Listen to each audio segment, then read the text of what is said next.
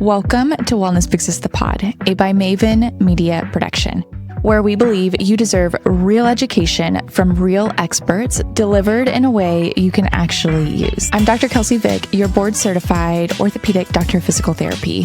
And this podcast was built for the girl who is done feeling overwhelmed and frustrated by conflicting health noise and is ready for something she can actually trust. Every week, we have honest, science-backed conversations about your health, your hormones, your brain, your body, and everything in between.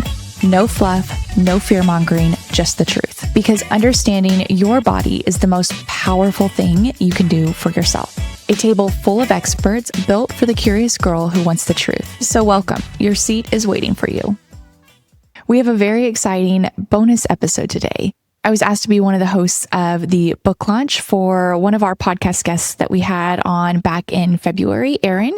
She talked all things behavior change, habits, how to actually form habits to help you reach your goals, the science behind habit formation, breaking habits, all things habit and behavior change. Her book launched in April, and she asked me to help host her book launch and do a live podcast recording for the book launch. So it was super duper fun. We had such a wonderful group of people who asked the most amazing questions. You guys will notice it's more of a live podcasting format. So I try and repeat the questions that the guests asked into the microphones so that you guys listening to this podcast episode could hear their questions from the audience. But it was a super fun event. Her book, Do the Thing, is up there with Atomic Habits, Good Habits, Bad Habits. If you are someone who enjoys self-help books or enjoys books that allow you to think a little bit deeper about the current routines in your life and then create actions that help align what you're currently doing towards the goals that you have, you will love Do the Thing. I think it's definitely up there with some of the best self-help habit formation books that I've read. And it was so fun having Erin on the podcast back in February. So if you guys missed that episode, highly recommend you go take a look. It was part of our Goldcella Podcast Festival, and she educates in such a clear and concise way that I think if you guys listen to that episode and then go and read her book, you'll be able to hear her voice throughout, which I thought was one of the coolest parts. In this episode, she chats about the book writing process, which I was super curious about, from publishing to editing, some of the highs and lows, some of the things that surprised her the most. So I hope you guys enjoy this live podcast recording from the book launch of Do the Thing. You're a successful coach, a successful business owner. Why was now the right time to step into this new role of author? And why was Do the Thing such an important first topic for your first book? A very good question. I definitely didn't always want to be an author, but for those of you, like I said, I had done fitness coaching for quite a while. And one of the things that kept bothering me when I was coaching my clients was, if you're lucky as a coach, you maybe get 3 hours with them in person. And now these days, sometimes that's not even in person, that's online, particularly post-COVID, but that did start pre-COVID. And so they have 160 something hours a week to do with their time however they please. And so we'd work really hard, whether that be in the gym or in a nutrition coaching session or a lifestyle coaching session. And then they'd go off on their own, and they wouldn't always follow through with the things we talked about them doing. And so I kept getting frustrated and literally kept asking myself, and coaches and friends and whatnot would ask this of themselves too, is like, how do we get our clients to do the thing? Whatever the thing is, when they're not there with us, which is most of the time. And so that was really frustrating because as coaches, we really want to help their clients achieve their goals and become healthier, happier, more productive human beings.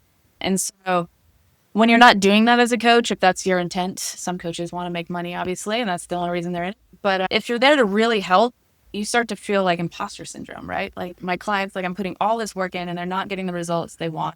And so that doesn't feel good as a coach who really wants to help people.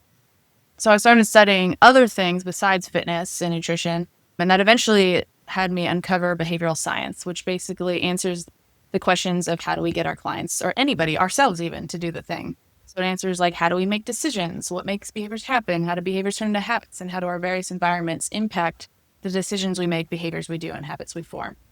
So from there, I thought, okay, I can disseminate this information to my clients one-on-one, and I'll be helping one person at a time. So at the time, I think I had 33 clients in my business. And so I could help 33 people. But if I can take that information and actually help another coach, and I just help one coach who also has 33 clients, then I 33x my impact. And while I was studying behavioral science on my own, I didn't have a formal degree in it, as my degree is in exercise physiology. So I was like, how do I insert myself into this network? How do I become an expert in this space so someone just doesn't look at me like another Instagram influencer who's read a few books?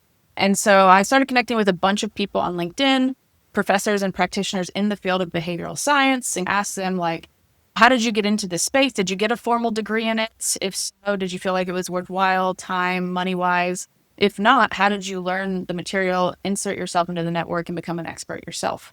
And it was literally 50-50. About half the people I talked to had gone to university, got some type of degree in behavioral or cognitive science, and the other half had come to behavioral science like I did. They worked in some field or are trying to get their people, whether that's clients or patients or employees or whatever it might be, to do something. And none of us as leaders are often taught, like, how do we actually get people to change their behavior? So ended up founding the Habit Coach Professionals with one of the people that I connected with in that process on LinkedIn, Samuel Salzer, and his background was behavioral science. So he had the behavioral science background. I had around a decade of coaching at that point in time under my belt. And together we built a 10-week cohort-based mentorship and certification program for coaches. And we've served coaches now in 25 different countries in the world. In that process, though, I realized coming back around, yes, I'm helping coaches, but not everybody has the privilege to afford a coach. And not every coach has the privilege to afford $1,000+ certification and mentorship program.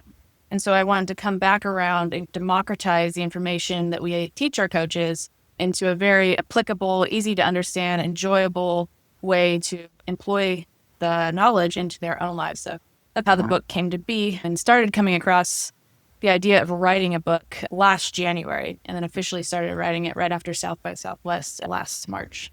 Was there a talk that inspired you, or why South by Southwest? Or was that just the point in time where you remember, okay?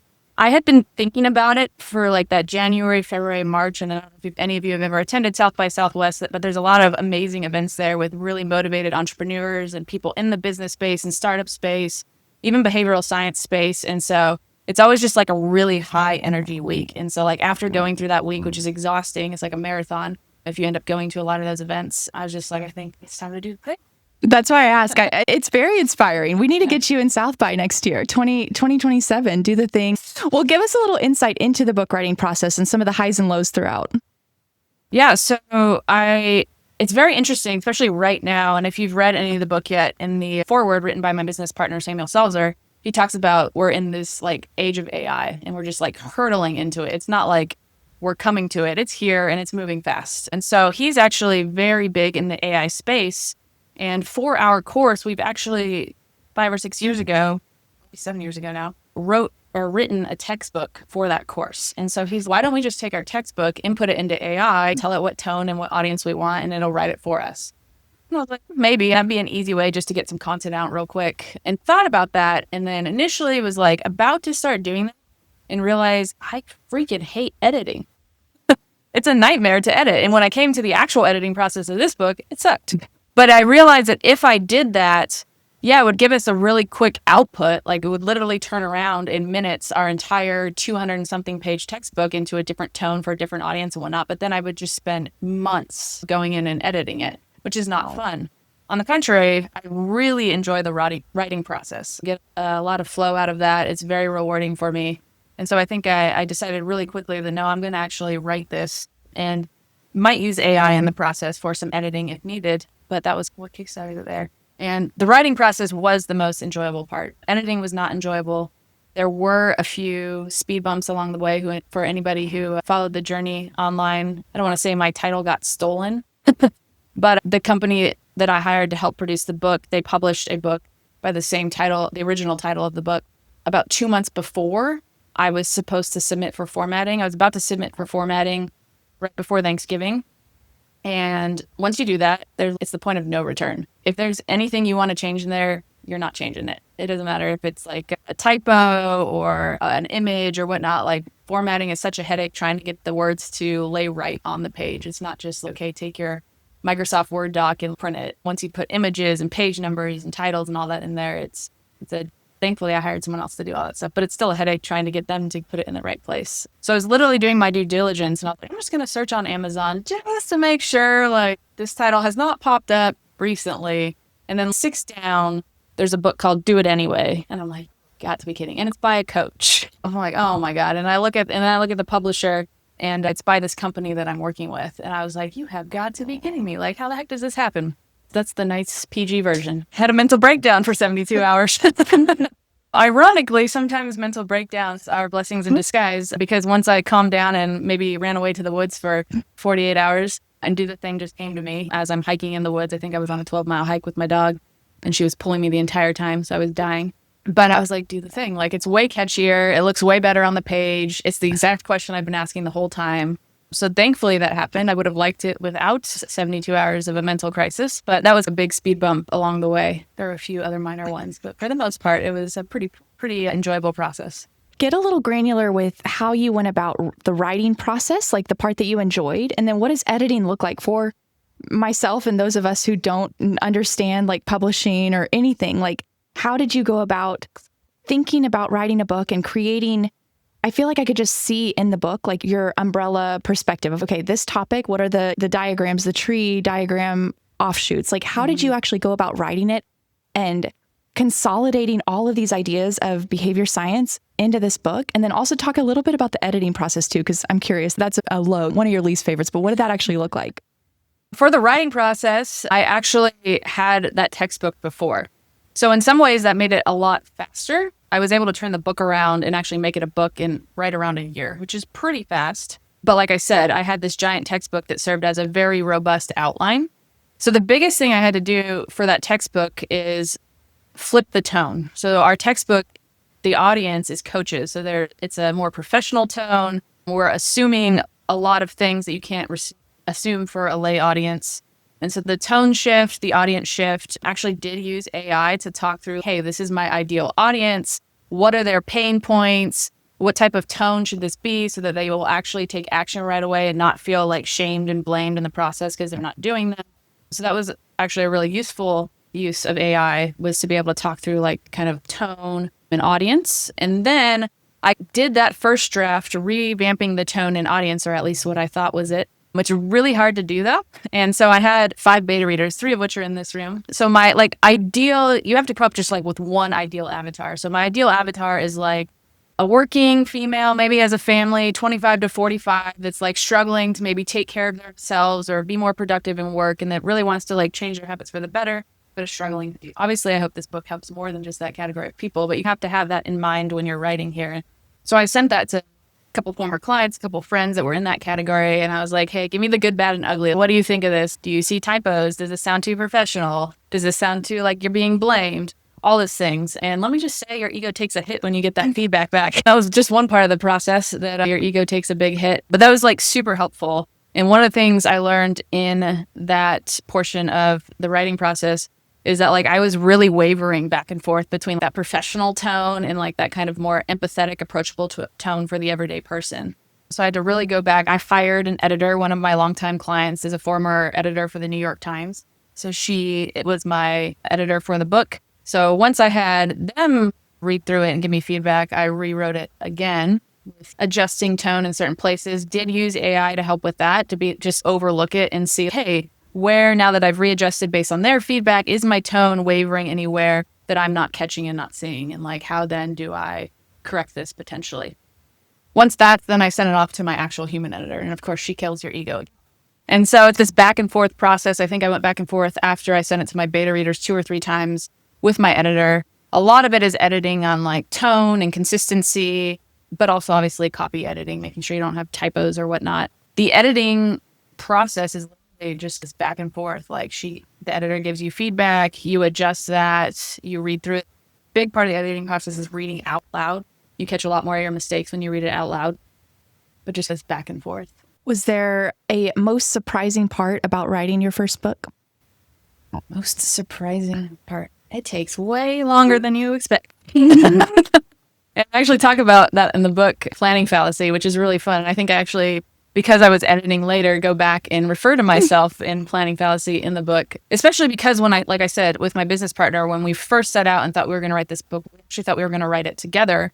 And we thought maybe we would just use AI for that first part and it would be like super quick. So I was like, oh, I'm going to have this book out by August, September, right? And I started in March, and here we are like the next now. So it takes way longer than you expect, even, that you understand those biases and you like plan for things, but things change like in the process of how you want to do it. I ended up hiring different people and ended up using different tools, deciding that I wanted to write it myself and not let AI write it. So I think that's probably the biggest thing. I also did not expect my ego to get killed as much as it did. That was like multiple times just, wow, I suck. That's where you get better, right? And that's where you come out with a record-breaking book on Amazon in 2 different categories, which is super cool. So depending on how far you've read in the book, once you get towards the end, I actually do 2 case studies. They're both on myself. And one of them is on building a writing habit. So just because this is a big part of the book, I actually just made a post about this the other day. Just because you have the knowledge and know what to do doesn't mean you'll do it or that you'll do it efficiently or effectively or properly. So obviously I know all of this stuff. I've written a course and a book on it now. But the way my schedule plays out, I still coach every day in person. So my Monday, Wednesday, Fridays are very heavy coaching. I usually don't get back to my computer until maybe 3:30 in the afternoon. And so I was like, all right, my Tuesdays and Thursdays are mostly work from home days. I have lots of time I can block out. I really prefer when I can get in a flow state with writing, which takes a decent amount of time and I have to have things that aren't calling my name. And so I was like, I'll do 2 3-hour blocks every week on Tuesdays and Thursdays because I'll be at home all day. I'll be able to block out that time. So I did that. I blocked it out. And then I run 2 businesses. So it's like I'm working with clients all day, Monday, Wednesday, Friday practically. And it's like Tuesday, Thursday, all of these things, including a million emails, are calling my name of to-dos that need to get done. So then I'd be trying to answer those emails and get these to-dos done. And then it's 3:00 in the afternoon again, and I'm tired and I don't really have the energy or motivation to write this dang book that I'm supposed to be writing. So interestingly, the assessment in that book works. So I actually was like, I need to assess my own behavior. So I literally went through the assessment and I was like, this is great because now I can just use this as a case study in my book. But once I assessed my own behavior, I realized a few things. One was that I have lower energy in the afternoon, but if I can make sure I get maybe a little nap in, eat, take a little walk, hydrate myself, I could probably still make 15 to 20 minutes happen. I also knew that I didn't want to set aside time on the weekends. I did not want to commit to that. I wanted to make sure that I still have my recovery time on the weekends. So I ended up, to make a long story short, once I assessed my behavior, I was like, okay, I'm going to do 20 minutes every afternoon. The most consistent time I can do it is about 3:30, whether that's on a work day where I'm out and about or a work from home day because I've gotten all my business to-dos done. So I can consistently do it at 3:30. I'll do it in my office. I'll make sure my phone's turned down, my screens are closed out, make sure I'm hydrated, fed, gone to the restroom. In just 20 minutes, not 2 or 3 hours like I had originally intended. And the most ironic thing to me, which even surprised me, is that as soon as I did that assessment and allowed myself to have that shorter period of time, only 20 minutes for 5 days a week instead of 3 hours twice a week, is I ended up averaging 2 hours per session, as opposed to almost nothing most weeks once I had assessed my behavior and kind of set myself up for success. Goes back to your start small part in the book. Mm-hmm. We talked about it on the first podcast episode, but if you're going to build a flossing habit, you start by flossing 1, 2. If you're going to write a book, you start by committing to 20 minutes and then all of a sudden 2 hours later. So it also goes back to one of the points in your book of, hey, let's not build a habit of let's exercise 5 days a week the whole year. Let's start small, especially if you're not used to this habit. Right. So we'll open it up for live Q&A. I'll let you guys think of questions. I'll kickstart it off. That way you guys have time to think of your questions, but I'll just repeat them into the microphone. One of my favorite parts of the book was within the first few chapters, seeing how much education, information, science, research that you packed in such a small amount of the book. It really hooked me as the reader. And so that was one of my favorite parts, but I'm wondering, what are you most proud of when it comes to Do the Thing, whether it's the physical book or whether it's personal growth that you experienced during the process? That's a really good question. I think the number one thing I'm most proud of is the amount of people it's allowed me to reconnect with. I hadn't talked with Tony here in a couple of years. We used to be Krav Maga training partners. We got our second level belt together. I reconnected with a professor from undergrad that I hadn't talked to in quite a few years. And we had a great call on the drive one day. So I think that's the most, most of you that know me know that I love to connect with people. And I do think generally I'm pretty good at stay connected, but the amount of people I've gotten to reconnect with that at some point in my life used to be important parts of it, but as life goes, you lose a little bit of touch. I think that's the thing I'm probably most proud about.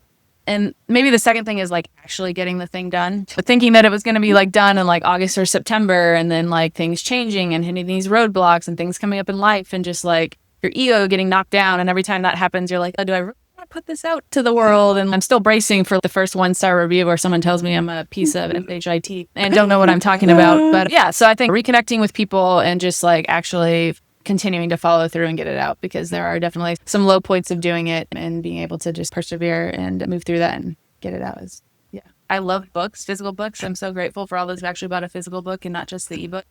I just like to feel them and smell the pages. Flip through them and bookmarks and highlight them, underline them. Yeah, it's pretty cool. So you talked about multiplying your impact. Can you give a few examples of some of the things that you've helped people do? I've worked mostly with coaches. And so I think the coolest thing is just my background is nutrition, health, and fitness coaching. So our initial audience was nutrition, health, and fitness coaches. And I think the craziest thing, and maybe this isn't like a direct specific answer, is just like the breadth of coaches we've been able to help. So even though we still are targeting for the marketing that we do is nutrition, health, and fitness coaches, we've helped life coaches, career coaches, performance coaches, C-suite level executives, teachers, various other leaders, just people that are like habit enthusiasts in general, and across 25 different countries. And we've actually done 0 paid marketing to be able to just like impact like that variety of people. Like I couldn't even have imagined. So yeah, just mostly I have one coach who she's in Canada and she like works with ADHD kids, and like the ability to do that. I just got off a call with one of our old coaches who was a mentor for us for a while too. He's in Australia, and he's worked for everybody from like comedians to like leaders and C-suite level executives as well, and helped them implement change either personally or with their employees or clients or patients. So hopefully that sort of answers your question. I think the book also applies to everyone. As someone who has read the book, I'm like, okay, I can see it helping the people you typically help in the habit coach professionals, but it applies to the everyday person too, who is just, like you said, habit obsessed or trying to build positive behavior change in their own life in whatever way. Is there something or someone that you've used habit coaching on that you are most proud of, like an example that you're most proud of? Good question. Maybe myself, letting my ego get out of the way. Thinking I know it, I should be able to do it. You still get in those headspaces where it's okay, like, why should I be able to do this? I'm obviously an expert in it. Like, why am I not doing the dang thing already? So maybe just like letting my ego get out of the way. It had already been knocked down a little bit by other people, so that was probably helpful. What else? We've had this one coach in, I forget which state she's in, but she's like a boxing coach, and she serves like an overweight population, and just seeing like the community that she's created through boxing as a community, and then helping them build better habits and just like feeling better about themselves, and that you can be healthy and have good habits in like any size, any type of body. And that was really cool to see, because a lot of times the fitness industry can be pretty myopic in the view of what a fitness professional looks like and is. And just to be able to see someone who just maybe doesn't fit the mold be able to have success with her people and build a community with it. Was there anything that didn't make the cut for the book that you're either saving for the next book or just felt like maybe wasn't appropriate for Do the Thing? Probably blocked it out of my memory. Honestly, tracks like quite well with our textbook. It is obviously reformatted in a little bit different way, shortened, very different tone. I did so that part 3 of the book? I honestly actually haven't looked on the inside of the book since it's come out, because I'm terrified to find a mistake. So I haven't even looked. I've only looked at the cover and just read the pages. I'm like, I can't read it. But I've literally had nightmares about the mistake. That's a side note there. But part 3 of the book was actually one giant chapter. And like my author coach, my editor, and I think I even had a little bit of feedback from the beta readers where this is like a freaking mouthful. Like, you can't have this be one chapter. And so I did have to cut it down and reformat it. And I made it 4 small chapters in a part of the book as opposed to one giant chapter. And I knew that going in, but I was like, I just have no idea how to break this up. This is literally the heart and soul of the book, is this assessment. So breaking that down, I'm sure there's a few. We like to be like very punny in our course. We want it to be a fun time to learn, so that people actually build a learning habit while learning about habits in our course. And so we want to make it easy. We want to make it obvious, but most importantly, we want to make it enjoyable to do, so they keep doing it. So we probably left like quite a few puns out, maybe some that were like not appropriate for everybody. We have people that enroll, so we get to know them and we can be a little more open in our course. But yeah, probably a few puns and jokes were left out. For someone who hasn't read the book, what is a good book trailer? If you liked Atomic Habits, but felt you grabbed one of those strategies, threw it at the wall, and it didn't stick, I mean, you didn't really know where to go, this might be a good book for you. Or if you've read any of the habit books out there, there are a lot of great ones. But I think what this one provides, especially the first part of the book, if you're in the habit science space or you've read about it at all, there's probably not much new information in part one of the book. Maybe it's written in a way that's a lot more approachable and accessible, but it's not a ton of new information. But the bulk of the book is more about assessing the book and understanding that like people's lives are different and you don't need to blame yourself if you haven't followed through on something.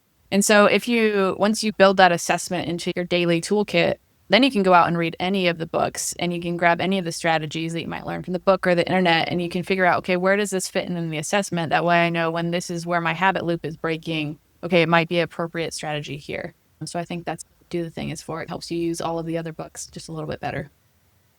So as someone who is a therapist and who thought it was a very important book because it gave her pause and to think about her own clients, are there any other interventions that you would do with or you would recommend with Do the Thing to help improve its like effectiveness in real life?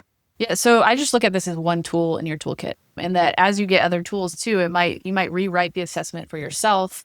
You might fit it in to be one of the strategies of the assessment. So when we get coaches into our program, which this book is based off at Habit Coach Professionals, like they have multiple certifications most of the time. They're coaching in different fields. So this is just one tool in your toolbox. It's not the only tool. And the assessment is written in a certain way. Obviously, we've vetted it for quite a while now, iterated on it for 7 years across various different disciplines of coaching. But it's not the only way, and there's going to be more things developed. And so it's just take that assessment, write out your own assessment form. If you have other strategies that you use or assessment tools that you use, figure out how to build those into it. It's definitely not the only way. It's just one way. Okay, one more. Just reiterating the fact that like you've done an amazing job with the launch and the launch team and the community around you and bringing your community in to support you, because I know all of us want to cheer you on and be there for you. And I know I appreciated all the reminder emails as part of the launch team, be like, hey, reminder to buy the book and do all of this, which was awesome because sometimes I'm like, okay, yes, I need to buy it, but you're in the car and can't do it at that point. So I love that too. And I love that I got to be a part of, this bigger group that was supporting you as a friend, but also like supporting your dream and vision to build better positive behavior change like worldwide for everyone. So I think that's awesome. And I think the people here resonate with that too. Without that launch team and you guys there, the book would literally be nothing. It'd be crickets on Amazon, like just waiting for a human being to like hopefully buy it. Like, bro, checking every day. Did I get a sale? Did I get a sale? So like that launch team, and for anybody who maybe wants to write a book, it's like, that's what the book lives or dies by. So thank you guys. The book would literally be nothing without that launch team. So I appreciate you for being a part of it. And just give us the actual awards that you saw. Brag on it a little bit because it's big. It's super cool that you've gotten these awards from Amazon for Do the Thing. And it's been out, I don't know, a little over a week. Yeah. So it hit number 1 on business mentoring and coaching and on cognitive psychology for a brief amount of time. Thanks to the launch team. Okay. Last question. What is one takeaway that you wish for every person who reads Do the Thing?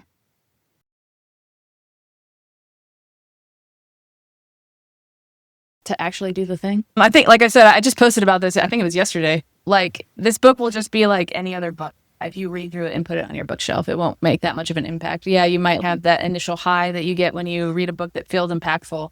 But I did put a lot of effort into those end of chapter action prompts to actually be useful into actioning what you learned right away. That's what we do in our course as well. Every time they have a lesson in the course, they literally have to put into action right away what they learned that day. And then the assessment as well. Obviously, if you scan the QR code in the book, you can get the assessment and fill it in and write it out. So it's so easy. I've done this myself as well, to just read through a book, maybe think about those questions, and then you're like, oh, I'll do it all like at the end. And then life happens, it gets crazy and messy, and you don't come back to it and you put it on your shelf. But if you actually want to change your behaviors, want to change your habits, it's not the reading of the book that's important. It's doing those action prompts and applying it to your life and doing the thing and treating it as an experiment. If you fail, quote unquote fail, like it's not fail, it's just feedback. And then you can iterate and re-experiment and go back to parts of the assessment or change the strategy maybe depending on the data you've collected around it. Literally actually doing the thing. Reading is the minimal part of it. Doing it is the part that'll make an impact.